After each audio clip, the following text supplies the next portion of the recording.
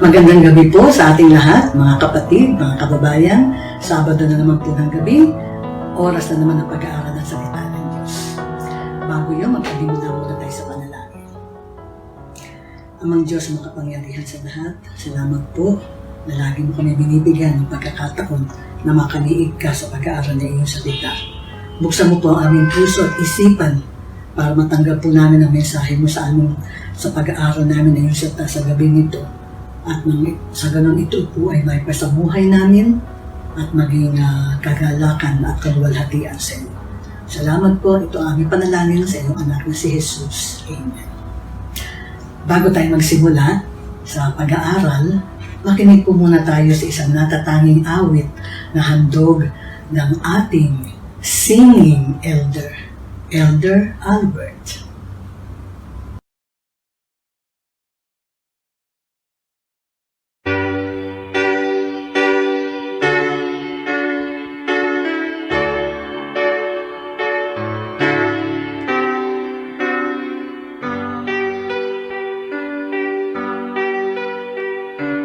You said you'd come and share all my sorrow. You said you'd be there for all my tomorrow. I came so close to sending you away, just like you promised, you came there to stay. I just had to pray, and Jesus said, "Come to the water, stand by my side. I know you are thirsty, you won't be denied." I felt every teardrop when in darkness you cried, and I strove to remind you that for those tears I died. Your goodness so great, I can't understand, but dear Lord, I know that all this was planned. I know you're here now and always will be. Your love lifts my chains, and in you I'm free. But Jesus, why me?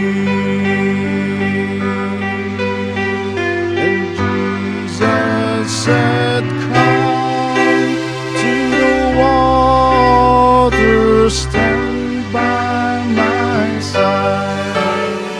I know you are thirsty, you won't be denied." I felt every teardrop when in darkness you cried, and I strove to remind you that for those tears I died.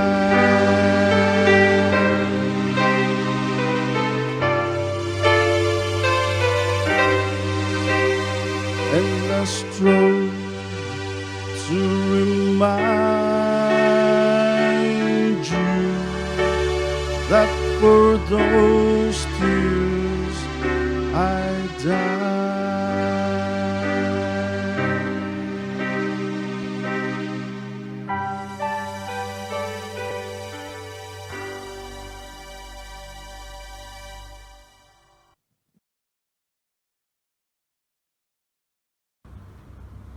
Okay, we have a double passage tonight.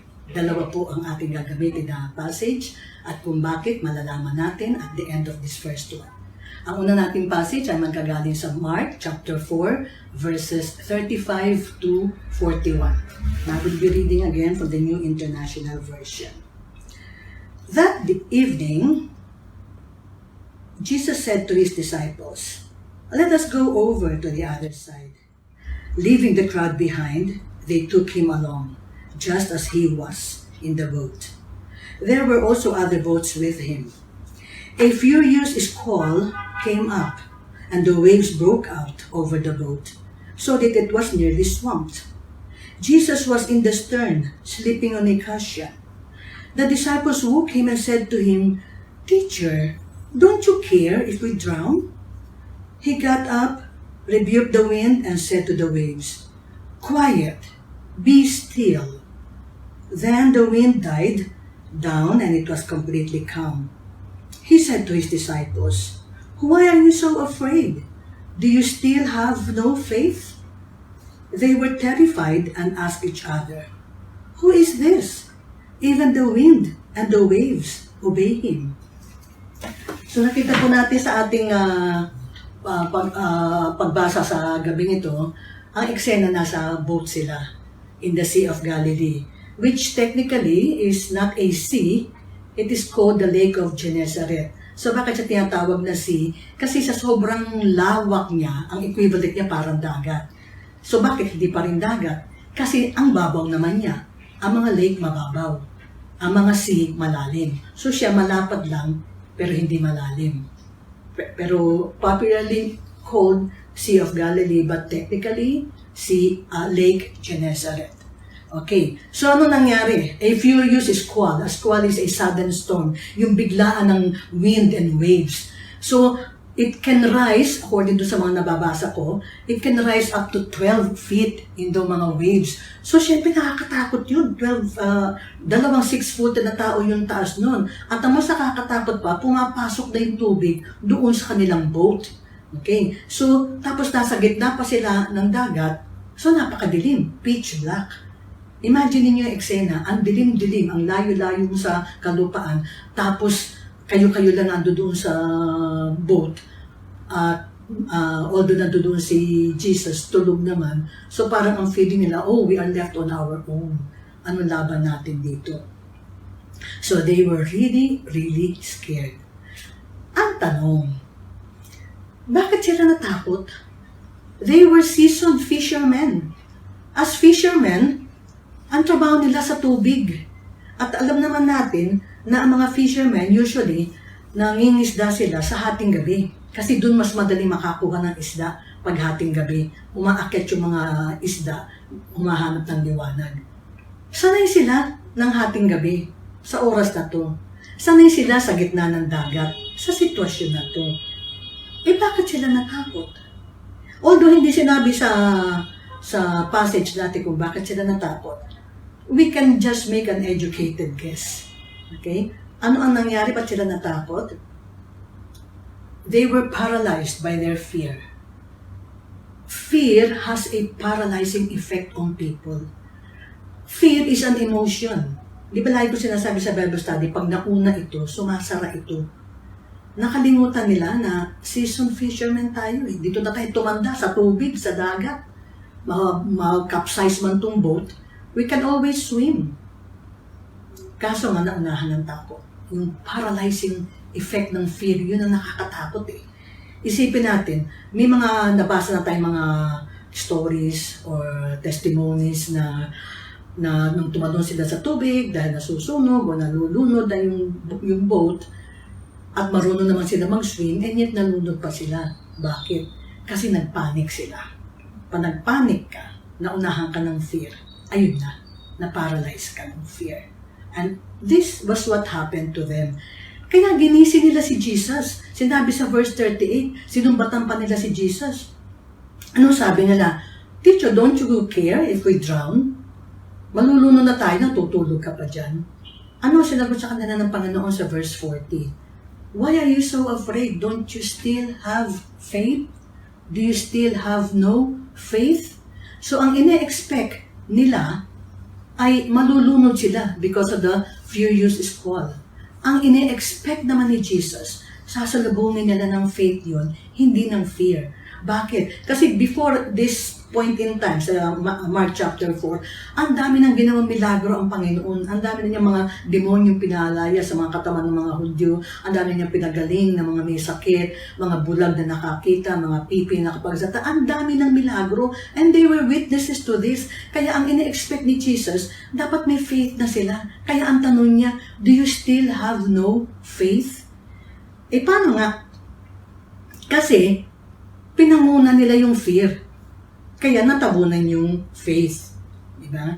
So, fear cancels faith, but faith overcomes fear.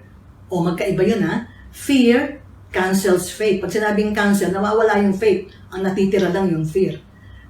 Pero sa atin, ang sinasabi sa atin at ang turo sa atin ng salita ng Diyos, faith overcomes fear.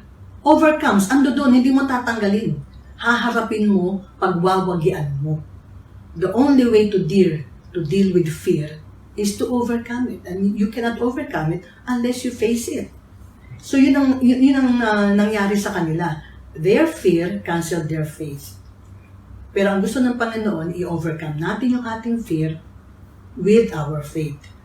Sa buhay po natin mga kapatid, napakadaming katatakutan.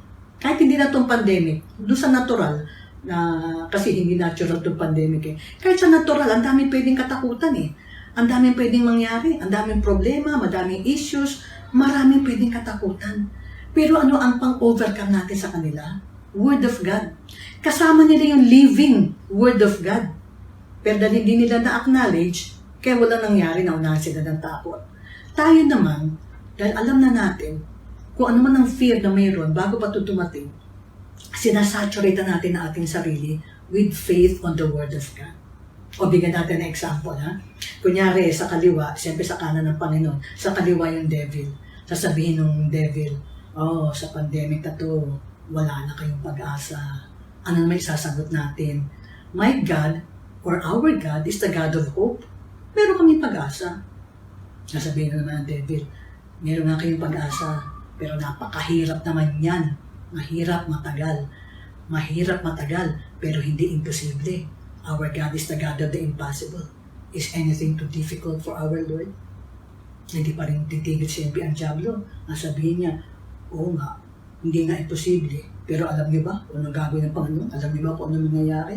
Hindi namin alam kung ano mangyayari. Ang alam namin, ang Panginoon ay sovereign, ang Panginoon ay mahal kami, and the Lord will see us through. We only have to trust Him. You see, ang panlaban natin, Word of God. Naalala ninyo nung tinempt ng Diablo si Jesus? Doon sa kanyang 40-day fasting? Anong ginamitan niya ng pangalan scripture eh? Paano ang pinanlaban ni Jesus? Scripture din.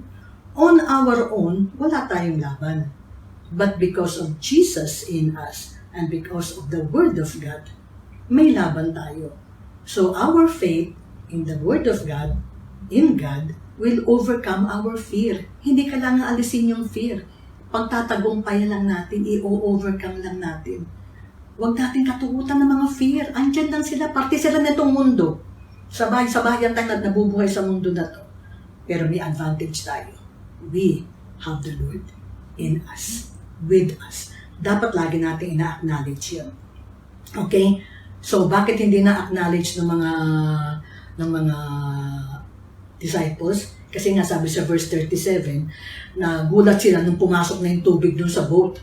So, yung gulat, kasama ng takot, na paralyzed na sila, hindi na sila nakapag-isip, at sabi pa nga nila kay Jesus, don't you care if we drown? Nakalimutan nila. Verse 37 yun eh. Nakalimutan nila sa beginning ng passage natin. Sinabi ni Jesus sa verse 35, let us go over to the other side. Pumunta tayo doon sa ibayo ng dagat. Ang purpose ni Lord, ang gusto ni Lord, pupunta sila sa kabilang ibayo. Kung ano yung purpose ng Panginoon, ito matutupad. Kung anong gusto ng Panginoon, yun ang mangyayari. Dapat naalala nila yun. Dapat lagi nating inaalala sa salita ng Diyos para hindi tayo napapangunahan ng fear. Kaya ayun tuloy ang nangyari sa kanila. They did not take Jesus' word by faith. So, syempre, pag wala yung faith, ayun na yung fear. So, ano yung ending ng situation? Anong ending? Siyempre, nung sinabi ng Panginoon na tumigil kayo, hangin at saka alon, tumigil kayo, tumigil naman sila. Ano reaction ng mga disciples? Who is this? Sa version ni John at saka ni Luke, who is this man that even the winds and waves obey him? So yung pagkakakilala pala nila kay Jesus, tao lang. Sino tong taong ito? Maging ang alon at ang hangin ay sinisunod siya. Sino itong tao na to? So yung faith nila is not on Jesus as God. So ngayon alam niyo na, bakit may take 2? Natapos itong kanilang trial na itong kanilang ordeal na hindi nila natutunan yung dapat nila matutunan. So Jesus has to send them to another one for the second time. Hopefully and actually, natutunan naman nila yung lesson. So, natapos itong ordeal na to, hindi natutunan na lesson. Ano sabi natin? Pag hindi ka pumasa sa unang test, may pangalawang test. Pag hindi ka pa pumasa sa pangalawa, may pangatlo. Tama na lang doon sa una. Mahirap na nga, nakakatakot na nga eh. Matuto tayo doon sa nag-example ng mga disciples. O, tingnan naman natin ngayon. Binigyan sila ni Lord ng second chance. Tingnan naman natin. Tunghayan naman natin yung pangalawang passage natin sa Matthew chapter 14 verses 22 to 23. Immediately, Jesus made the disciples get into the boat and go on ahead of him to the other side, while he dismissed the crowd. After he had dismissed them, he went up on a mountainside by himself to pray. When evening came, he was there alone. But the boat was already a considerable distance from the land, buffeted by the waves because the wind was against it. During the fourth watch of the night, Jesus went out to them, walking on the lake. When the disciples saw him walking on the lake, they were terrified. "It's a ghost," they said, and cried out in fear. But Jesus immediately said to them, "Take courage, it is I. Don't be afraid." "Lord, if it is you," Peter replied, "tell me to come to you on the water." "Come," he said. Then Peter got down out of the boat, walked on the water, and came toward Jesus. But when he saw the wind, he was afraid, and beginning to sink, cried out, "Lord, save me." Immediately, Jesus reached out his hand and caught him. "You of little faith," he said, "why did you doubt?" And when they climbed into the boat, the wind died down. Then those who were in the boat worshipped him, saying, "Truly, you are the Son of God." So, katulad nga sinabi ko kanina, it's the same place, Sea of Galilee. The same characters, the disciples. Same situation in the boat at meron namang strong winds and big waves. Ang kaibahan lang, yung mga waves dahil hindi naman storm, ay hindi pumapasok doon sa loob ng boat nila. So, hindi sila natatakot na malulunod sila. Iba naman ang kinakatakutan nila. Ano naman ang kinatakutan nila? So, same emotion but different fear. Fear of someone walking on water. Natakot sila kasi may multo. Bakit naman nila inisip ng multo si Jesus? Kasi isipin nyo, eto na naman in the darkness, in the middle of the sea, in the darkest part of the evening, di syempre pitch black. Tapos naglalakad si Jesus. Di ba yung mga suot nila parang yung suot ng pare, puti na mahaba. Black against white, di syempre napagkamala nila multo si Jesus. Okay? So, katulad doon sa una nating kanina, ngayon nasabi naman ni Jesus, "Go on ahead of me." Okay. So the boat was somewhere in the middle of the sea. Yung somewhere na yun, actually, it's about 3 kilometers mula sa Pampang. So medyo malayo-layo na yun. 3 kilometro na. And then, the time of night was the fourth watch. Okay, explain ko lang. Yung fourth watch ay Roman term versus dun sa fourth watch ng Jewish. Ang fourth watch ng mga Romans ay composed of 3 hours each ang isang watch. starting at 6 p.m. So 6 to 9, 9 to 12, midnight and 12 until 3 in the morning, and then 3 until 6. So nandito siya sa fourth watch, which is the last watch sa Roman timing. Pero sa Jewish timing, 3 watches lang yon na nag-i-start din ng 6 o'clock in the evening. So 6 to 10, 10 to 2, 2 to 6. So may difference lang na 1 hour. 2 to 6, 3 to 6. Ang pinupunto natin dito is, it was the darkest hour of the evening. So, sobrang dilim. At ito na naman, nasa dagat, sa gitna ng madilim na dagat, sa gitna ng malakas na alon at saka hangin, ito na naman yung sitwasyon nila. Okay. Dito pala sa passage natin, meron tayong makikita ang 3 milagro. At ang unang milagro nga ay si Jesus na naglalakad sa tubig. Siyempre milagro. Bakit? May tao ba naglalakad sa tubig? Okay? So si Jesus naglalakad sa tubig, at nung nakita nila, at they cried out that it's a ghost, natakot sila. Immediately sabi agad ni Jesus, "Huwag kayong matakot, ako ito. Don't be afraid, it is I." Sinabi ni Jesus, pero hindi naman pumunta si Jesus sa kanila sa boat. Bakit hindi nag-hop in na lang si Jesus dun sa boat para natigil na yung takot nila? You see, ang punto kasi dito ni Jesus, kung pupunta siya dun sa boat para mawala yung takot nila, that will be logic. Logically, ay, hindi pala multo, si Jesus pala, at kasama natin siya dito. That is logic. Pero ano ba yung issue? Ang issue is from do sa first passage, saan sila hindi pumasa? Hindi sila pumasa sa faith. So ang issue is faith. So Jesus will be dealing again with their faith. Kaya hindi niya sinasamahan sila doon sa boat, na natili siya doon sa tubig, na nakatayo naglalakad. So si Peter, 12 sila doon sa boat, di ba? Si Peter lamang sa kanilang 12 ang nagsabi na, "Lord, if that is you, tell me to come to you on the water." On the water, sinabi ni Peter. Bakit? Kasi si Jesus was on the water. That was a declaration of faith. Sabi nga natin, sino bang tao lumalakad sa tubig? Wala naman, di ba? So, ang nangyari, sinabi ni Jesus, "O sige, come, halika." So, Peter walked on water. Yun yung second miracle. Na kanina, si Jesus lang. Ngayon, mayroon pang isa. 2 na sila. Kasi baka yung kay Jesus, tiyempo lang. Pero ito hindi, pangalawa na eh. Okay? But, unlike Jesus, Peter began to sink. Nagsimula siyang lumubog. At alam na natin kung bakit. Pero bago natin siya husgahan, sabi nga sa Itbulaga, bawal ang judgmental. Tingnan muna natin. 12 sila doon sa loob ng boat na nakita si Jesus lumalakad sa tubig. Ilan sa kanila ang naglakas loob by faith na sabihin, "Lord, tawagin mo ako on the water towards you." Si Peter lang naman, di ba? Silang 11 hindi. Malamang sa hindi, out of fear. Kaya tayo, wag din tayo maging judgmental na, si Peter kasi tumingin sa waves, si Peter kasi mahina ang faith, si Peter kasi. Kung nandoon kaya tayo, kung isa tayo doon sa 11 na naiwan doon sa boat, magvo-volunteer ba tayo? Hindi rin. Siyempre, mauuna din yung takot sa atin eh.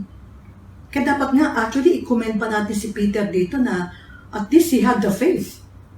Yun nga lang, nag-waver yung faith niya. Pero inayos naman ni Lord. No? So mga kapatid, on the side lang ha, huwag tayong basta-basta nagko-comment sa mga ibang tao.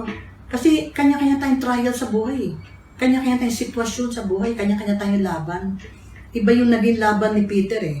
Nagsimula siya strong on faith, nang hina, pero inayos naman ng Panginoon. At least may napatunayan si Peter, sila ano napatunayan nila? Wala. Diba? Okay? So huwag tayong mabilis ng huhusga sa ibang tao. Okay? Pero punta muna natin si Peter. Okay, mali na ko sa mali. Kasi he started on faith. He started with faith. Pero dahil tinignan nga niya yung naisip niya, sandali, may tao ba lumalakad sa tubig? Siyempre, ikaw sa umpisa, excited, di ba? Tapos ba iisip mo, ang taong di lumalakad sa tubig eh. Tapos ang lakas pa ng alon, ang lakas pa ng wind. Natural lang na nagsimula siyang mag-sink kasi nagsimulang mapalitan yung kanyang faith ng fear. Okay. Now, humanly speaking, was it easy for Peter to keep looking at Jesus? Kasi papunta siya kay Jesus eh. Humanly speaking, hindi madali yun. Bakit? Ang dami nakapaligid sa kanya eh. Nakapaligid yung dilim, nakapaligid yung hangin, yung alon. Tapos andudong pa na nakita niya yung paa niya lumalakad sa tubig. Lalo na siyang ninervyos kasi sino nga naman taon lumalakad sa tubig. Now, all of this competed for his attention. Kaya nawala yung attention niya, yung focus niya sa Panginoon. Nangyayari din naman sa atin to eh. Pag smooth sailing ang buhay, okay tayo. But then, so many things also compete for our attention that take us away from our faith in the Lord. Madami din mga problema. Madami din mga issues sa buhay. Marami rin mga kinatatakutan, mga uncertainties. Ito nga lang pandemic eh. Who knows kaya na matatapos to. At kung matapos man to, tapos na ba totally? Sinasabi nila may second wave pa daw. Hindi pa natin nakakatapos dito sa una, may pangalawa pa daw. Eh matapos man ito, are we going back to the normal? Kasi ang sinasabi nila, matapos man ito, mayroong new normal. Ang dami rin katatakutan eh. Hindi ganun kadali para kay Peter to keep looking at Jesus. Hindi rin ganun kadali para sa atin to keep looking at Jesus unless we really put it in our mind and our heart na kahit na nalalayo tayo ng konti sa tingin natin sa Panginoon, balik agad. Normal tayo, hindi tayo perfect eh. Balik agad, hindi yung bumagsak na at saka ka pa lamang tatawag sa Panginoon. Alam mo naman yung pag nauunahan ka na ng panghihina ng pananalig eh. Natatakot ka na, namumroblema ka na, nagagalit ka na. Alam mo na yun eh. Alam na din natin yun eh. Yun yung nangyari lang kay Peter. Yun lang yung nakalimutan niya. Okay? Kasi naman, medyo big deal talaga ito nangyari sa kanya. Pero, maganda kasi natuto tayo sa pagkakamali niya, di ba? Okay. So, nung nagsisimula na siya bumagsak and he cried out, Lord, save me, immediately hinawakan siya agad ng Panginoon. At ang sabi ng Panginoon sa kanya, you of little faith, why did you doubt? Bakit ang sinabi ni Jesus sa kanya, you of little faith, why did you doubt? Bakit hindi sinabi ni Jesus, you of little faith, ba't mo tinignan yung hangin, ba't mo tinignan yung alon, ba't tinignan mo yung dilim? Hindi yun ang sinabi ng Panginoon sa kanya eh. Ang sinabi ng Panginoon sa kanya, why did you doubt? Ha? Kasi doubt is the beginning of lessening of faith. Pag mataas ang faith mo, walang doubt. Pag pumapasok na yung doubt, bumababa na yung faith. Magte-take over na yung fear. Eh, ganun nga ang nangyari kay Peter. So, what was Jesus' point na imbes na sabi niya, why did you look at the waves and the wind? Ang sabi niya, why did you doubt? Why? Kasi the wind and the waves, as all other things are, they will always be around. Parte ng mundo yun eh. Natural yun. So, ganun din. Yung mga kinatatakutan natin, mga hindi natin gusto sa mundo to, natural. They are part of the world. Hindi solution yun na ba't yun ang tinignan mo. Ang issue dito is, dapat steadfast tayo sa Panginoon. Huwag nang tignan masyado ito. Yung focus doon. Alam niyo yun sa kabayo, no? Di ba yung mga kabayo, kaya sila may panakip na gano'n? Kasi pag wala yung panakip na niya, kung ano makita nila dito, gaganon sila. Kung ano makita nila dito, gaganon sila. Eh, ang kabayo dapat tumatakbo ng padiretso, forward. Kaya kailangan takpan silang gano'n. Kailangan din natin ng spiritual blinders against the enemy. Para spiritually nakafocus tayo lagi sa Panginoon. Kailangan maging firm tayo dun. Kailangan lagi natin naiisip yun. Kasi tinan niyo si Peter, tama yung ginawa niya sa umpisa eh. By faith, he launched out onto the water by faith. Pero dahil nga nag-doubt, ayun na unahan. Okay. So, hindi ko sinasabi na yung mga tinatawag na hyper faith na walang problema, kaya natin yan, ganun yan. Hindi, acknowledge natin ang situation. Kung meron katatakutan, acknowledge mo na fear na, Lord, natatakot ako, Lord, nagagalit ako. I-acknowledge natin yung fear niya situation so that as we bring it to the Lord, He can deal with it. Katulad ng ginawa ni Hannah, di ba? Huwag natin saluhin kasi wala nga tayong kakayahan. Pero wag din naman yung hyper faith na wala naman talaga tayong kakayahan. Kailangan natin ang Panginoon. So, ano dapat ang nangyari? Dapat in-acknowledge ni Peter na, Lord, ang lakas ng hangin, ang lakas ng tubig, ng alon, baka malunod ako. Dapat nagpahawak na siya agad nun sa Panginoon. Eh, ba't hindi siya agad hinawakan ng Panginoon? Hindi naman siya tumawag. So lumalabas na kaya niya. Hinayaan ng Panginoon. At ayun, napatunayan nga niya na hindi niya kaya. Tandaan natin mga kapatid, the natural will only change with the intervention of the supernatural. Natural yung wind and wave. Nung nag-intervene lang yung Panginoon at saka lamang hindi nalunod. Pero nagsisimula na malunod si Peter nung nag-intervene ang Panginoon. Di ba? So ulit-ulit lang mula kanina, di ba? Na huwag nating kalimutan na natural yung fear, natural yung mga alon sa buhay. But let's ask the Lord to come on board and intervene on our behalf. At tigilan na po natin na tuwing mayroong mga storms, tuwing may mga alon at palagi natin sinasabi, Lord, alisin mo ako dito. Lord, tapusin mo na ito. We can never overcome fear kapag hindi natin siya hinarap together with the Lord. Di ba? Kaya nga sabi natin kanina, if fear cancels faith, faith overcomes fear. Yun ang gusto ng Panginoon. Kasi the only way to overcome is to ask the Lord to help us sa kanyang divine intervention. O, diba? So, ano nangyari kay Peter? Paghawak ng Panginoon, andun na sila agad sa boat. And immediately, the wind died at nawala yung waves. Okay? That was the third miracle. Okay? Bakit miracle? Wind and storm, they do not normally die down suddenly. Parang makina yan eh. Umiikot, kahit pinatay mo na, bumabagal, kakalma. Eh sila, pagpasok doon sa boat, agad. That is the third miracle. That was another supernatural intervention, a divine act from the Lord. Okay? So despite Peter's failure, they all declared their faith on Jesus as the Son of God. Di ba yun yung ending natin doon sa verse 33? Pagpasok na ganun sa boat at namatay, nawala bigla yung wind. Sabi na ganun, truly, you are the Son of God. Okay? How did they come to this conclusion? You see? Because of what they saw. Sila yung typical na to see is to believe. Nakita kasi nila, na-witness nila eh. Naglakad si Jesus, naglakad si Peter, kinontrol ng Panginoon ang nature, hanggang sa pagpasok doon sa boat, kontrolado lahat ng Panginoon. Truly, you are the Son of God. Kasi this time, ang hinahawakan ng Panginoon yung nature. Kasi yung mga nakita yung mga miracles, hindi sa nature yun eh. Mga healing and provisions. So, kumbaga, si Jesus, lahat-lahat. So, you are really the Son of God. Pero tama ba yun na to see is to believe? O, bawal manghusga, bawal maging judgmental. Ano ang sabi ni Jesus kay Thomas sa John chapter 20 verse 29? Nung nagpakita siya kay, di ba una siya nagpakita sa kanila yung 11 lang, tapos sabi ni Thomas, unless I see, I will not believe.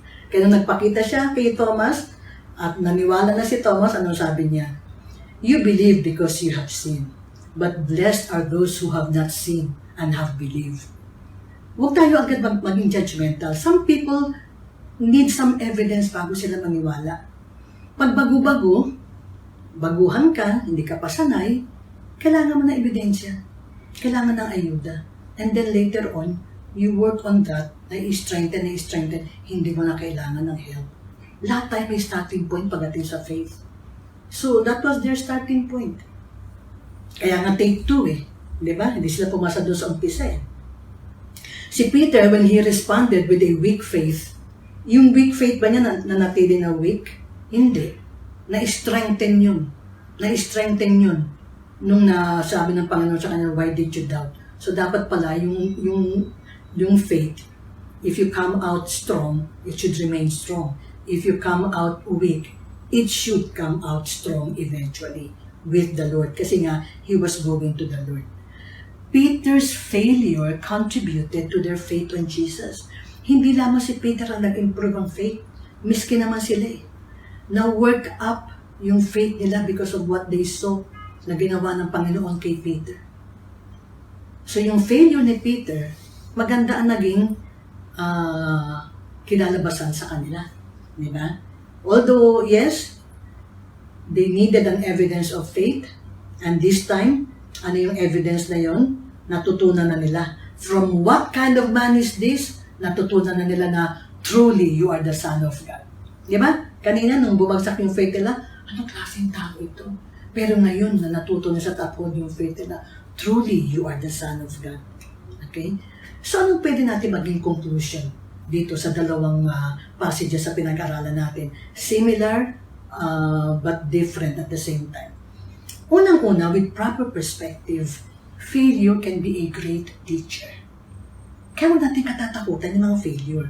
Of course, we don't plan to fail. But even with plan, we can fail. And the Lord allows failures kasi we will learn from the failures. The Lord knew that Peter will fail. Nung sinabi ni Peter, Lord, tell me to come to you, alam na agad yun ni Lord.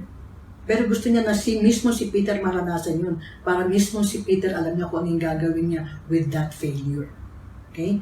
And that failure of Peter, okay, led to the faith of the others in the boat. Representative siya nung 11 eh. Diba? Okay? So, pangalawa, if failure can be a great teacher, failure can also lead us to make new resolves in life. With every situation we face in life, especially yung mga unexpected situations, dapat may mga resolves tayo na nabubuo. Kasi yun ang ibig sabihin nung may natutunan ka. Because of this, I now resolve to do this. Because of what happened, I now resolve that I will not do this. Dapat may mga resolves. Yun yung firm resolve na natutunan ni Peter nung sinabi ni Jesus, you of little faith, why did you doubt? Ang issue na dinidil ni Lord sa kanya at sa kanila ay faith. Baka yun din ang issue na dinidil sa atin ni Lord ngayon. Kasi nga, dito sa pandemic na to, this is another unexpected situation. Kaya maraming natatakot eh. Maraming nag-worry. Bakit? This is all of a sudden. Nobody saw it coming. And it is the first time ever in the history of mankind. Natural lang na talagang masasalubong mo ng takot. Kung hindi tayo sanay sa pananalig sa Panginoon. Alam na Lord yun eh. Meron ba siyang hindi alam? Hindi natin alam, pero alam niya. But if we trust the Lord, yung alam niya na hindi natin alam, okay lang. Kakapit lang tayo kay Lord kasi eventually. The Lord gives instructions incrementally, di ba? Kung ano lang dapat natin malaman at gawin, yun yung sinasabi niya eh. Kaya nga nakadepende tayo sa Kanya eh. Diba? So how is this pandemic that the Lord allowed affecting our faith in the Lord's sovereignty in our situations? Dapat ang effect nito sa atin, kung nagsimula tayo dun sa fear, dapat ngayon nandun na tayo sa faith and getting stronger. Kung mataas na yung faith natin at medyo bumabagsak, i-allow lang natin sa doon ay taas. Kamakano kay Peter, nung medyo bumabagsak, tumawag sa Panginoon, iakyat uli. So it will get stronger even. The Lord is the author and finisher of our faith. Palagi nating iisipin yun para hindi tayo nauunahan ng takot sa mga kung ano-ano mga kinakaharap natin at maaari pang kaharapin. Kamukha nga sabi ko sa inyo last time. Ang sabi ko, ang kinakatakutan natin nung una ay yung hindi tayo maapektuhan ng COVID, hindi tayo magkasakit, hindi tayo mamatay. But now that things are getting better, na-achieve na yung peak in almost all the countries at nagle-level na unti-unti, kaya nga marami na nagbubukas ng mga bansa economically, kasi nga it's getting better. Okay, now that it is getting better, dapat, iba naman ang ating, iba naman ang ating kinakatakutan. Ang kinakatakutan naman natin is, paano na tayo after the storm? Well, before the storm, andyan ng Panginoon na buhay tayo na maayos. Dumating yung storm. After the storm, andyan pa rin naman si Lord eh. Well, we just have to adjust. Sabi nga nila, to the new normal. We will adjust to the new normal and no matter how long it takes, walang problema. Bakit? Andiyan pa rin ang Panginoon, hindi naman niya tayo iiwan eh. Alam niya yun eh. Ang kinakatakot lang natin, ayaw natin na baka matagalan tayo sa pag-adjust. Ang kinakatakot lang natin, baka ayaw natin, baka kung ano na itong new normal na to. Walang problema. Kasi from start to finish, andiyan yung Panginoon eh. Hawak lang. At least something exciting sa atin, di ba? After this pandemic, panibago, new normal. Ano yung new normal? Ano yun? At least meron tayong excitement na what's in our tomorrow now. Di ba? Hindi na siya yung classic na Oh, ngayon, bukas, pareho lang. Ay, hindi. Yung ngayon, iba bukas. Oh, di ba? So, how is this pandemic affecting our new resolves in the Lord? Ano na ang mga natutunan natin? With all the time in our hands, ano na yung mga ginawa natin?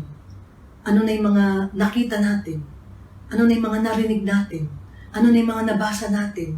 Ano na yung mga napag-usapan natin, napag-aralan natin? Ano na? Dumaan lang ba yung panahon? Hindi na naman tayo nakinig sa Panginoon.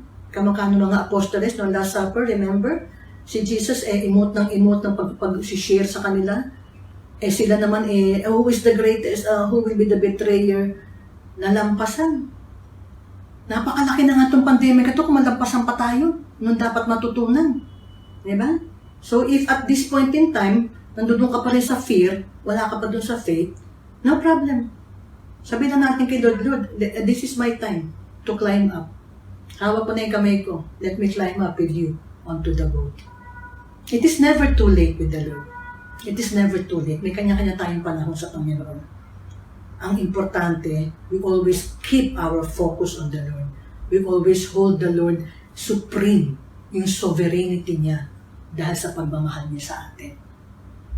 Kaya mga kapatid, ang tanong ko sa atin lahat ngayong gabi na ito, like the disciples, do we always need a second time to learn?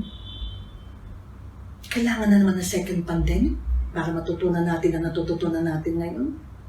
Or on a smaller scale, kailangan ba maghirap ka na naman? Kailangan ba masaktan ka na naman? Kailangan ba mapahiya ka na naman? Bago ka matuto? Ang gusto ng Panginoon hanggat maaari, take one. Hanggat maaari. Sa simula, take two tayo. Pero dapat natututo na tayo. Let us overcome our fear by faith in the Lord. Faith in the Lord, faith in His Word. Salamat na ang Panginoon ay nasa sa atin at tayo ay nasa sa Panginoon.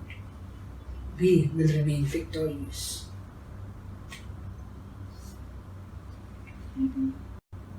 Bago po tayo magbukas sa ating pag-aaral sa gabi ito, makinig po tayo muli sa isa na namang awitin galing sa ating singing elder, Elder Albert.